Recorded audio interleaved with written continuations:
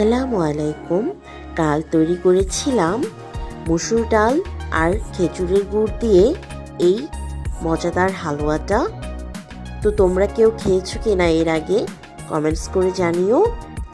আর আমার ভিডিওটা ভালো লাগলে লাইক, কমেন্ট, শেয়ার করে পাশে থেকো কেমন। আসসালামু আলাইকুম, আমি Rukhsana. Welcome back to my video. তো বরাবরের মতো আজও চলে এসেছি শবে বরাত উপলক্ষে কিছু রেসিপি নিয়ে। তো এখানে আমি তৈরি করেছি চালের রুটি, আর এখানে ছিল মসুর ডাল আর খেজুরের গুড় দিয়ে একটা মজাদার হালুয়া, আর এখানে আমি মসুর ডাল দিয়ে পাকন পিঠা তৈরি করেছি। তো মূলত মসুর ডাল দিয়েই সব হালুয়া ও পিঠাটা বানিয়েছি। আমরা সাধারণত বুটের ডাল বা অন্য যে কোনো ডাল দিয়েই এই হালুয়াটা তৈরি করতে পারি। আমি মসুর ডাল দিয়েই বানিয়েছি।